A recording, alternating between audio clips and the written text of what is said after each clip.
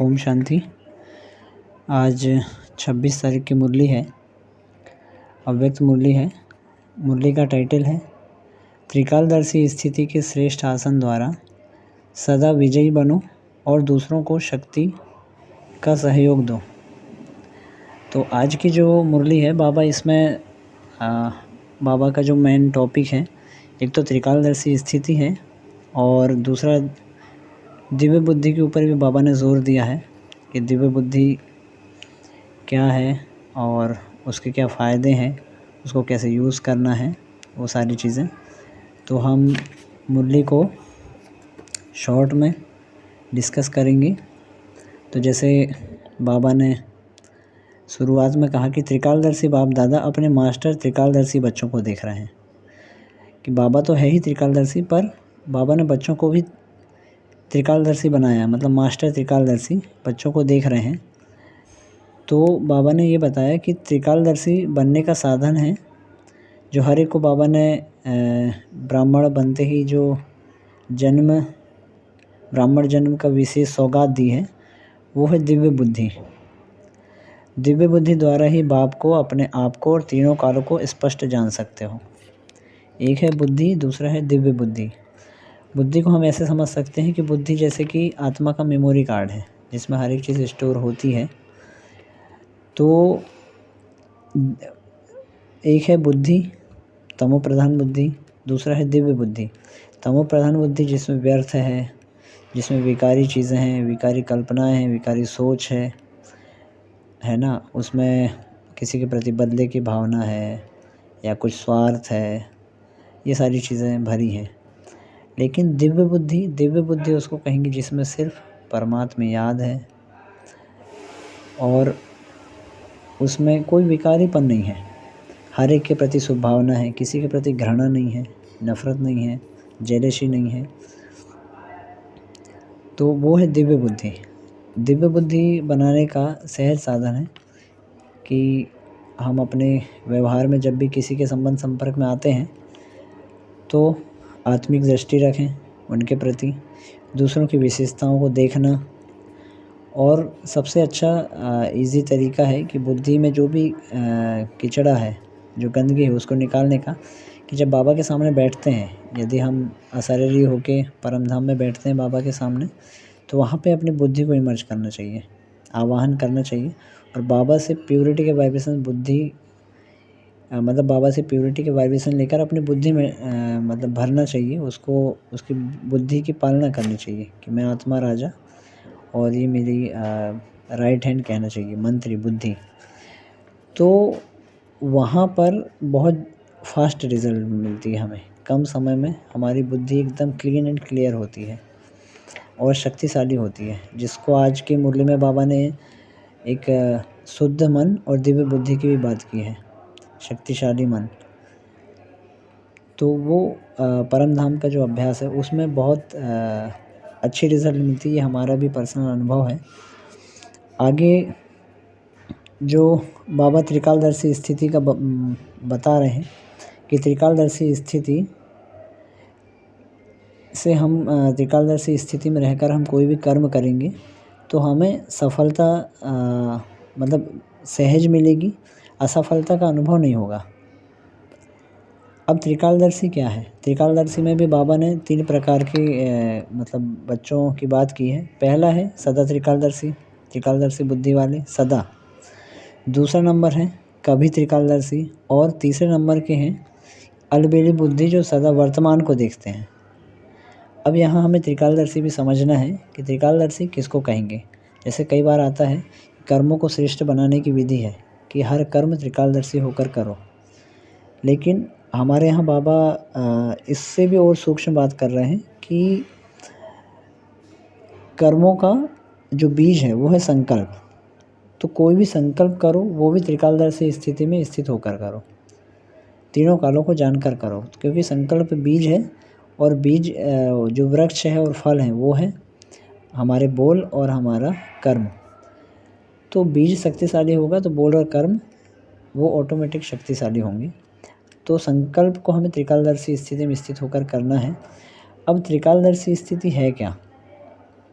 और हमारे कर्मों में या संकल्पों में श्रेष्ठता कैसे आती है वो हम समझते हैं। जैसे कि 3 काल तो समझते ही हैं सभी, पास्ट, प्रेज़ेंट और फ्यूचर। ज़्यादातर मतलब 90% ऐसा होता है कि हम मोस्टली या तो पास्ट में होते हैं या फ्यूचर में होते हैं। भविष्य की प्लानिंग करना ज़रूरी है, लेकिन टू मच में जाना, मतलब कि जिसका कोई औचित्य नहीं है, जिसमें हम सिर्फ़ एक कल्पनाओं में एन्जॉयमेंट कर रहे हैं या अपनी ईगो को सैटिस्फाई कर रहे हैं कुछ भी ऐसा इमेजिनेशन करके, तो वो सिर्फ़ व्यर्थ है। और कई बार ऐसा होता है कि हम पास्ट को बदलने की कोशिश कर रहे होते हैं चिंतन में, कि वहाँ ऐसा नहीं ऐसा कर लेते, थोड़ा-सा ऐसी होशियारी दिखा लेते, वहाँ कुछ ऐसी चालाकी हो जाती तो मेरे साथ ऐसा नहीं होता, मेरा लॉस नहीं होता या मेरी इंसल्ट नहीं होती, मेरी छवि ख़राब नहीं होती, ये सारी चीज़ें चलती रहती हैं।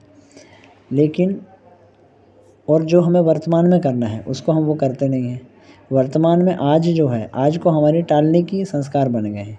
मतलब कि जैसे अभी जो करना है तो सोचते हैं कि कल कर लेंगे। मतलब आज को कल में टालने की हमारी प्लानिंग चलती रहती है कि आज नहीं कल कर लेंगे, कल कर लेंगे। अच्छा, होता क्या है कि वो जो कल आता है वो फिर आज बन के आता है, कल कभी नहीं आता है, लेकिन आता भी है तो आज बन कर के आता है। और आज को टालने की तो हमारी आदत बन गई है। और ऐसे करते-करते ना हम आज को ठीक कर पा रहे हैं और ना ही कल कल हमारे सामने आ पा रहा है। तो वो संस्कार इतने पक्के हो गए हैं कि जब हम मरते हैं तो हमारे पास सिर्फ़ पश्चाताप के अलावा कुछ होता नहीं है। क्योंकि मौत जब सामने होती है तो सिर्फ़ क्या होता है, क्योंकि मौत जब सामने होती है तो वहाँ कल नहीं होता है, वहाँ पर सिर्फ़ आज ही होता है। और आज को हमने कभी जिए ही नहीं है, हम हमेशा कल में ही जिए हैं, या तो पास्ट में या फ्यूचर के कल में। तब वहाँ पर तकलीफ़ होती, तब वहाँ पश्चाताप होता है कि सब कुछ हाथ से निकल गया। तो अभी कोई भी कर्म या संकल्प जब हम करते हैं, ये तो पास्ट, प्रेज़ेंट और फ्यूचर का थोड़ा-सा एक्सप्लेनेशन हो गया। लेकिन अब करना कैसे है हमें कर्मों को, त्रिकालदर्शी स्थिति कैसे बनेगी कि कोई भी कर्म हम करते हैं तो हमने पास्ट का अनुभव ऑलरेडी हमारे पास होता है। क्योंकि गलतियाँ हर एक से होती हैं और उन गलतियों से हमें क्या करना चाहिए, अपने पास्ट के अनुभव को अपनी बुद्धि में स्टोर करके रखना चाहिए। स्टोर मतलब पास्ट को याद करके नहीं, वहाँ की दुःख तकलीफ़ को याद करके नहीं, लेकिन वहाँ से सीख कि उस कर्म से पास्ट में क्या लॉस हुआ था या क्या फ़ायदा हुआ था, वो सारी चीज़ें हमें समझनी चाहिए, उनका चिंतन करना चाहिए। वो हमारी एक कमाई होती है, वो एक अनुभव होता है। तो पास्ट का जो भी रहता है वो हमारा अनुभव होता है। और दूसरा है फ्यूचर, कि अभी जो मैं कर्म करूँगा ये पास्ट में भी हुआ था, तब उससे क्या लॉस हुआ था, क्या फ़ायदा हुआ था, है ना? मतलब पास्ट का अनुभव हमें सावधान करता है। लेकिन फ्यूचर को भी देखना चाहिए उसी कर्म में कि अब मैं ये करूँगा तो फिर फ्यूचर में मुझे इससे क्या प्राप्ति होंगी, क्या नुकसान होगा। पास्ट का अनुभव और फ्यूचर की प्राप्तियाँ, ये दोनों मिलकर हमारा जो वर्तमान है उसको पुश करते हैं, उसको मोटिवेट करते हैं। मतलब पास्ट और फ्यूचर का जो हम परोसा हुआ भोजन वर्तमान की थाली में रखते हैं और जब उसको खाते हैं तो वो हमें शक्ति प्रदान करता है कि कर्म, मतलब श्रेष्ठ कर्म करने के लिए हमें एक बल देता है।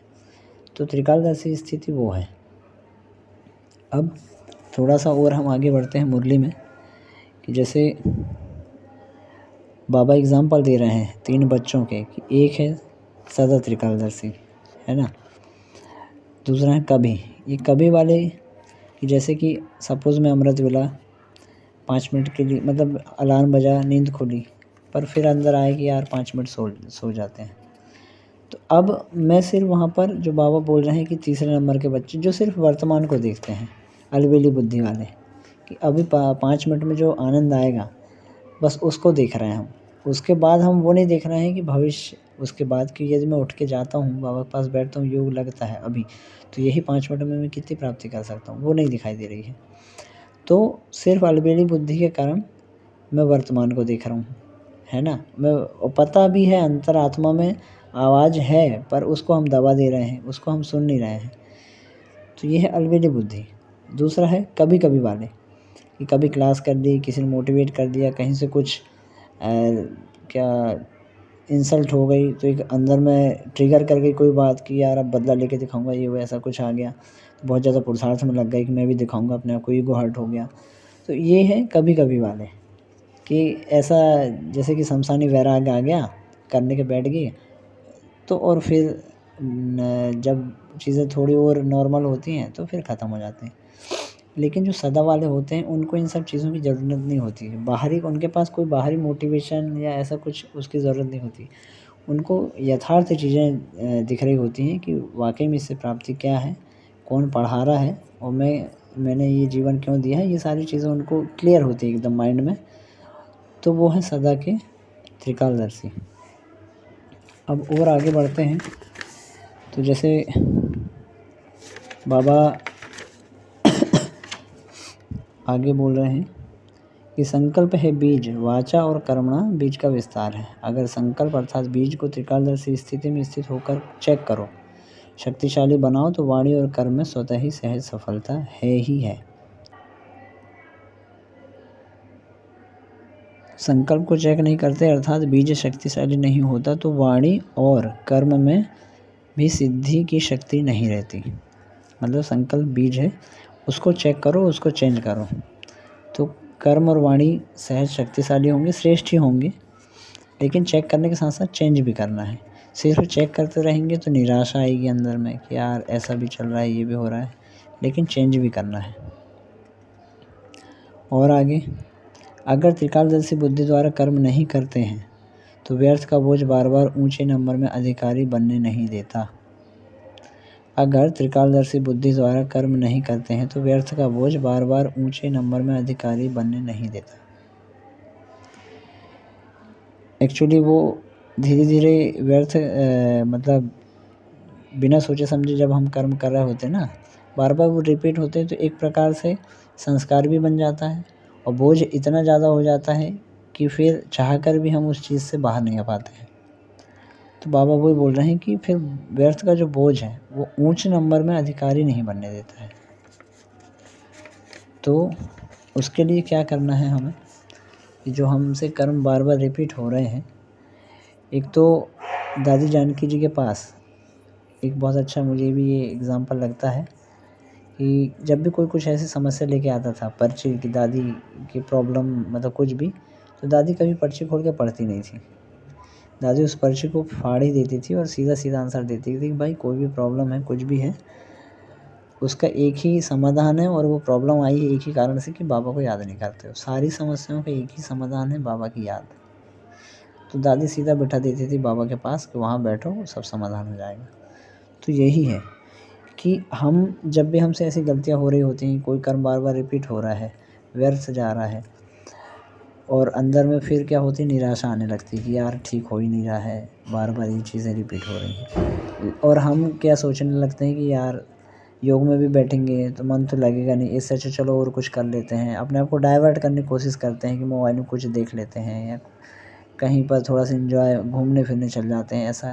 तो उससे क्या होता है कि अभी योग में मन नहीं लगेगा, पर धीरे धीरे बैठना चालू करेंगे तो थोड़ा भी, कम से कम 1 घंटा बैठे, 5 मिनट भी लगा तो हमें उस 5 मिनट को देखना है, उसके प्रति पॉजिटिव रहना है कि उस 5 मिनट में भी आत्मा हल्की होगी, वो बोझ कम होगा, हमें उसमें टाइम देना है। क्योंकि यदि बोझ चढ़ता रहा और उसको हम माइनस नहीं कर रहे हैं तो फिर चीज़ें और ज़्यादा बढ़ेंगी और ज़्यादा हावी होंगी। इसमें नियमों का बल बहुत ज़्यादा सपोर्ट करता है कि कुछ भी नहीं हो रहा लेकिन नियम निभाते रहो, नियम निभाते रहो, धीरे धीरे चीज़ें, क्योंकि नियम भी तोड़ दिए और फिर इधर का व्यर्थ चल ही रहा है उसका बोझ। तो जब कोई ऐसा लाइफ में मोड़ आता है जहाँ पर वो चीज़ ख़त्म हो जाती है किसी भी कारण से, पर फिर नियमों में आना बहुत मुश्किल हो जाता है। समस्या तो ख़त्म हो गई पर दूसरी समस्या फिर खड़ी हो जाती है कि अब पुरुषार्थ भी नहीं बचा, और नियम निभाते रहते हैं, भली विधि भी नहीं बची है, लग नहीं रहा है, लेकिन सिर्फ नियम निभा रहे हैं। तो क्या होता है, जब उधर की समस्या बाहरी रूप से ही सॉल्व हो जाती है तो फिर हमें यहाँ पर नियम तो बंद ही है, सिर्फ बुद्धि को और अपने आप को थोड़ा सा क्वालिटी बढ़ाना रहता है, सेट करना होता है। तो इसीलिए व्यर्थ में निकलने का सहज साधन है, नियम निभाते रहो, तो धीरे धीरे वो बोझ कहीं ना कहीं कम होने लगता है और कहीं ना कहीं हम व्यर्थ से भी बचे रहते हैं नियमों से। आगे चलते हैं तो बाबा ने साइंस और हमारे साइलेंस का दोनों को मतलब दोनों की शक्ति का कंपेयर करके हम बच्चों को समझाने की कोशिश की है कि आपको भी कैसे प्रयोग करने चाहिए। जैसे कि साइंस के प्रयोग का आधार है, मेजॉरिटी देखेंगे लाइट है। साइंस के जितने भी साधन चलते हैं वो हर एक लाइट से, बिजली से ही चलते हैं। तो बाबा वही बोल रहे हैं कि लाइट द्वारा ही प्रयोग होता है। अगर कंप्यूटर भी चलता है तो किसके आधार से? कंप्यूटर माइंड है लेकिन आधार लाइट है ना। तो आपके साइलेंस की शक्ति का भी आधार क्या है? लाइट। अब इसमें बाबा 3 प्रकार की लाइट की बात कर रहे हैं। हमारे साइलेंस की शक्ति में 3 प्रकार की लाइट है। एक परमात्मा लाइट, दूसरा में आत्मा लाइट और तीसरा हल्कापन। एक लाइट का मतलब तो होता है प्रकाश, एक लाइट का मतलब भी होता है हल्का। तो बाबा ने बोला है कि जैसे वो लोग लाइट से प्रयोग करते हैं, हर एक चीज़ लाइट से चलती है, तो आज यहाँ पर बाबा हम बच्चों को भी यही बोल रहे हैं कि आप भी ये 3 लाइट के आधार पर प्रयोग करो। पहला परमात्मा लाइट मतलब बाबा की याद, दूसरा आत्मा लाइट मतलब अपने आप को आत्मा समझ के, चाहे बाबा ने आगे बोला है कि शक्तियों का और गुणों का प्रयोग करो, चाहे 15 दिन के प्लान बनाओ, 1 महीने का प्लान बनाओ, पर कोई एक शक्ति और कोई एक गुण को उठाओ और फिर प्रयोग करो। पहले अपने आप पे करो, जैसे जब भी प्रयोग किया जाता है तो एक सैंपल लिया जाता है ना, तो बाबा ने बोला कि अपने आप को ही सैंपल बनाओ, अपने आप पर प्रयोग करो, उसके बाद फिर छोटे संगठन से शुरुआत करो। लेकिन प्रयोग के लिए 3 चीज़ें बताई बाबा ने। वो कौन सी चीज़ें हैं? पहला परमात्मा लाइट, दूसरा आत्मा लाइट। कुछ भी करो लेकिन मैं आत्मा अपने अशरीरी भान में और देह भान से मुक्त होकर करेंगे। चाहे शक्तियों का प्रयोग करें, उसके लिए आपको अशरीरी होना ही पड़ेगा। देह भान में कुछ भी नहीं होगा, क्योंकि जब मैं आत्मा अपने देह भान से मुक्त होकर अपने रियल लाइट स्वरूप में स्थित होकर कुछ भी करूँगी, तो मैं कर्मेंद्रियों के बंधन से, उनकी गुलामी से मुक्त रहूँगी और मैं न्यारे होकर कर पाऊँगी। मेरा कहीं पे अटैचमेंट, कहीं पे बंधन नहीं रहेगा, मैं न्यारे होकर कर पाऊँगी। और जो भी चीज़, जो भी कर्म, कुछ भी जो हम करते हैं, चाहे संकल्प या कर्मों में, लेकिन हम डिटैच होकर कर रहे होते हैं, तो उसकी रिज़ल्ट, वो जो कर्म होता है या वो जो प्लानिंग होती है, कुछ भी, तो वो एकदम रिफ़ाइन होता है। जहाँ हम अटैच होके किसी चीज़ को करते हैं तो उसमें उतनी रिफ़ाइननेस नहीं आती, क्वालिटी नहीं आती। न्यारेपन से ही क्वालिटी आती है। किनारा करना अलग बात है, लेकिन न्यारा उसके बंद, जैसे कि एक बच्चा है, एक नर्स है, डॉक्टर है, वो किसी का ऑपरेशन करेगी अदर, जिससे उसका कोई अटैचमेंट नहीं है, वो न्यारी है, तो बहुत अच्छे से कर पाएगी। लेकिन यदि उसी का बच्चा सामने हो और उसका ही उसको ऑपरेशन करना है कुछ भी, तो उसके हाथ पैर काँपने लगते हैं। इंजेक्शन भी नहीं लगती उससे। क्यों? क्योंकि बच्चे से अटैचमेंट है। तो जहाँ पर अटैचमेंट आ जाती है वहाँ पे कर्म में क्वालिटी नहीं रहती, न्यारेपन से क्वालिटी आती है। इसीलिए हमें, मतलब जो बाबा बोल रहे हैं कि दूसरा है आत्मा लाइट। आत्मा लाइट है ना, तो आत्मा लाइट, लाइट स्वरूप में रह के कर्म करना है। और तीसरा बाबा ने बताया, मतलब लाइट का प्रयोग, तीसरा जो बताया वो है हल्कापन। हल्कापन मतलब हल्के होके करेंगे तो आप न्यारे होंगे, तो हल्के हो ही जाएंगे। और सबसे अच्छी बात है कि आत्मा और परमात्मा, ये 2 लाइट को यूज़ कर लेंगे, हल्कापन आ ही जाएगा। पर कभी कभी ऐसा होता है नहीं कि हम बहुत ज़्यादा आत्मा समझने वाला शरीर होने में भारी हो जाते हैं। क्यों? क्योंकि बाबा उसके लिए बोलते हैं सिर्फ पॉइंट को आप यूज़ करते हो, कि पॉइंट उसमें हम, कि मैं आत्मा हूँ, मैं आत्मा हूँ, उसके साथ एक सोमान ऐड करो कि मैं ऐसी हूँ, देव कुल की आत्मा हूँ, मास्टर सर्वशक्तिमान आत्मा हूँ या परम पवित्र आत्मा हूँ, और उसके साथ फिर उस रास्ते पे आगे बढ़ो, तो वो भारीपन नहीं होता है। तो लाइट समझना है पर हल्के भी रहना है, और उसके लिए इन चीज़ों की ज़रूरत होती है। तो ये 3 प्रकार के लाइट के साथ बाबा ने किया प्रयोग चालू करो। छोटे पहले अपने को सैंपल बनाओ, फिर छोटे संगठनों से स्टार्ट करो, फिर उसके बाद छोटे संगठन में रहेंगे, छोटे संगठन में रिज़ल्ट अच्छी आएगी, तो फिर धीरे-धीरे वाइब्रेशन बनेगा और फिर उसको बड़े रूप में यूज़ करो। तो इसके बाद बाबा,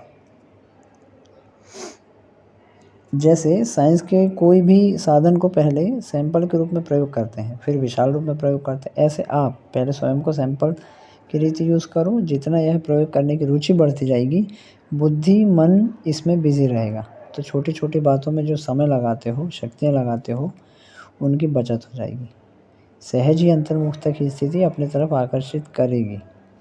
जब प्रयोग करेंगे और जब सफलता मिलने लगेगी, चाहे कुछ परसेंटेज में मिलेगी पर वो सफलता आपको मोटिवेट करेगी, पुश करेगी। तो बाबा बोल रहे हैं कि फिर अंदर से एक इच्छा भी होगी वो करने की, कि रुचि आएगी कि हाँ, जब प्राप्तियाँ भी दिखने लगती हैं ना तो अंदर से रुचि बढ़ती है कि मुझे और करना चाहिए और आगे बढ़ना चाहिए। फिर एक संस्कार भी डेवलप होगा। जैसे शुरुआत में जब हम मनन चिंतन, ज्ञान का मनन चिंतन करते हैं तब बड़ा भारी लगता है, क्योंकि कुछ आता ही नहीं दिमाग में, ऐसा लगता है ज़बरदस्ती कर रहे हैं, अपने आप को थका रहे हैं। लेकिन जब शुरुआत करते तो फिर जब मक्खन निकलना चालू होता है तो फिर अंदर में इंटरेस्ट बढ़ने लगता है, रुचि आती है कि नहीं यार करना चाहिए। इतना अच्छा फ़ील होता है कि फिर वो मनन चिंतन स्टॉप करना बड़ा मुश्किल हो जाता है। तो ऐसा जो बाबा बोल रहे हैं कि प्रयोग करो, सफलता मिलेगी, फिर वो सफलता आपको मोटिवेट भी करेगी और रुचि पैदा करेगी और फिर उसको बड़े रूप में यूज़ करो। आगे बाबा बोल रहे हैं कि इसमें एक चीज़ बाबा ये जो बोल रहे हैं कि करना है पर एक दृढ़ता के साथ। हमें ये नहीं देखना है कि वो करेंगे या वो करे तो हम करेंगे। बाबा ने बोला कोई भी प्रयोग करना है तो किसी दूसरे को भी ये सोच कर नहीं कि भई आप करके देख लो, या आप सपोर्ट करो, ऐसा नहीं। मुझे करना है बस। बाबा ने ये कहा है कि दृढ़ता ही ऐसा वरदान है, जो जहाँ दृढ़ता है वहाँ सफलता है ही है। ये बाबा का वरदान दिया हुआ है। तो मुझे करना ही है, सिर्फ़ इसमें दृढ़ता चाहिए। मुझे करना ही। कई बार ऐसा भी होता है कि आप कुछ करने का संकल्प करेंगे, लोग और लोगों से शेयरिंग करेंगे तो वो आपको डिमोटिवेट करेंगे कि नहीं ऐसा नहीं होगा, तो नहीं कर पाओगे ऐसा-वैसा। तो हमें वो नहीं सोचना है।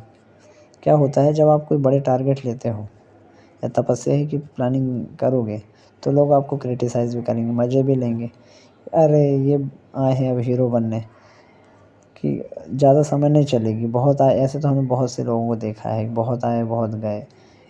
तो ऐसे भी बोलेंगे, फिर हमारे अंदर आता है डिमोटिवेट, ऐसे नहीं। वहाँ पर अपने आप को मतलब दृढ़ता के साथ कि नहीं मुझे करना है, बहुत आए, बहुत गए, लेकिन मेरे जैसे नहीं आए होंगे। ऐसे कुछ अपने आप को पावरफुल संकल्प देने हैं और मुझे करना ही है।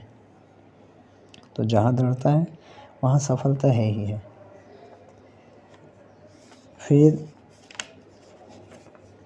कोई भी कर्म करने से पहले आदि मध्य अंत को सोच समझकर कर्म किया और कराया।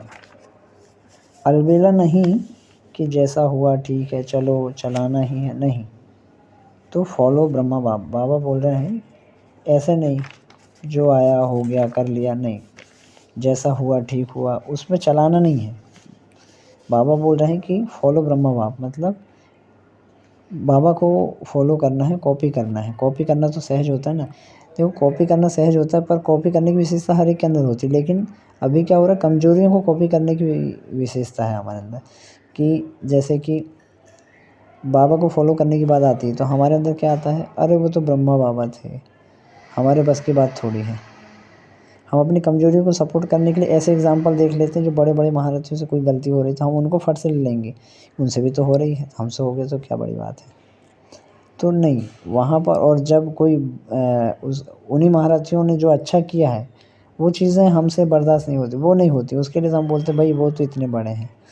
एक चीज़ हमेशा याद रखनी चाहिए कि वो बड़े मतलब जन्म से ही बड़े पैदा नहीं हो गए थे, या ब्रह्मा बाबा या मम्मा या दादी जानकी जी हैं, जो भी हैं, ऐसा नहीं कि पैदा हुई और बिल्कुल उतनी बड़ी होके निकले थे ये। बड़े इन द सेंस क्वालिटी में, विशेषताओं में, ऐसे नहीं। किया है तब बने हैं। मतलब दादी जानकी कैसे बनी हैं? ऐसे नहीं कि बाबा ने वरदान दे दिया बन गई, की है तो बनी है। ऐसे ही हम उनकी बनी बनाई लाइफ़ को देख रहे हैं तो हमें लगता है हमसे नहीं हो पाएगा। भई वो बनी बनाई लाइफ़ ऐसे नहीं आई है। उन्होंने किया है तो बनी है। ऐसे ही हमें भी लेना है कि हम भी करेंगे तो भी हम वैसा बन जाएँगे। उनकी भी तो जर्नी देखना है हमें कि उनको बनने में इतना समय लग गया, तो क्यों हमें भी समय लगेगा, पर एक दिन आएगा कि हम भी वहाँ पर पहुँच जाएँगे। तो करने से बनते हैं कोई, बने बनाए नहीं होते हैं। तो ऐसे अपने आप को मोटिवेट करना है। फिर आगे बाबा ने विदेशियों के लिए बताया था, जो बच्चों हमारे मतलब सेवाओं के बारे में बोला बाबा ने, कि पहले ऐसा होता था फ़ॉरेन में कि जब शुरुआत में सेवाएँ चालू हुईं तो लोगों से रिक्वेस्ट करना पड़ता था कि जैसे विदेश में सेवा चालू हुई तो विदेशियों को तो ये एक तो कॉन्सेप्ट, ये ज्ञान एकदम डिफरेंट है। फिर उनको ये निश्चय बैठाना और वहाँ से फिर भारत लेके आना बड़ा मुश्किल था। पर बाबा ने बोला कि देखो बच्चों ने हिम्मत रखी, मदद मिली, तो सफलता, हिम्मत बच्चों की, मदद बाबा की, तो सफलता इतनी हुई कि एक समय था कि उनसे रिक्वेस्ट करना पड़ता था कि अब आप भारत चलो। अब ऐसा हो गया अपोजिट, वो रिक्वेस्ट करते हैं कि हमें ले चलो, लेकिन हमें मना करना पड़ता है कि अभी टर्न नहीं है, अभी नंबर नहीं है। तो ये कितनी बड़ी प्राप्ति है कि एकदम सीन ही चेंज हो गया है, समय बदल गया है। तो हमें मतलब बाबा ये बच्चों को एक खुश करने के लिए या मोटिवेट करने के लिए एक बाबा का ये नज़रिया था बच्चों को दिखाने का। आगे वरदान में चलते हैं कि शुद्ध मन और दिव्य बुद्धि के विमान द्वारा सेकंड में स्वीट होम की यात्रा करने वाले मास्टर सर्वशक्तिमान भव। शुद्ध मन और दिव्य बुद्धि, मन विचारों को क्रिएट करता है और दूसरा है दिव्य बुद्धि, तो ये विमान है। विमान कैसे कि कंसंट्रेशन की परिभाषा है कि मन और बुद्धि साथ साथ चलें। मतलब कि पहले मन सोचता है, फिर बुद्धि उसका विज़न बनाती है, लेकिन मन कुछ और सोच रहा है, बुद्धि किसी और चीज़ का विज़न बना रही है। जैसे कई बार होता है हम पढ़ रहे हैं, है ना, मन सोच रहा है इधर, लेकिन विज़न कुछ और बन रहा है। तो ऐसे नहीं, विमान सही रीति तभी चलेगा कि जब मन जैसे मैंने बाबा बोला, परम धाम बोला, तो मन ने सोचा, बुद्धि उसी को क्रिएट कर रही है। तो इस विमान के द्वारा स्वीट होम की यात्रा करने वाले मास्टर सर्वशक्तिमान भव। अब मन को शुद्ध कैसे, मन शुद्ध कैसे होगा? मन को जब बाबा में लगाएंगे, जब हम कुछ अच्छा अध्ययन करेंगे, पढ़ेंगे, क्योंकि हमारे अंदर जो हमारे जो संकल्प हैं, जो हम क्रिएट करते हैं, वो आउटपुट है हमारा, और वो आता कहाँ से है? वो हमारे इनपुट हम लेते हैं 3-4 चीज़ों से। एक, क्या सुन रहे हैं, क्या पढ़ रहे हैं, क्या देख रहे हैं, और कैसी बातें कर रहे हैं लोगों के साथ। तो पढ़ना, देखना, सुनना, बातें करना, ये हमारे अंदर इनपुट जाता है, और यही इनपुट डिसाइड करता है कि अब हमारे अंदर से आउटपुट क्या निकलेगा। तो सबसे पहला आउटपुट निकलता है हमारे विचार, और फिर वही विचार मुख में और कर्मों में आते हैं। तो हमें अपने इनपुट को सही करना है कि देखना, सुनना, बोलना, और देखना, सुनना, बोलना, पढ़ना, ये 4 इनपुट हैं, इनको हमें पॉजिटिव और श्रेष्ठ करना है।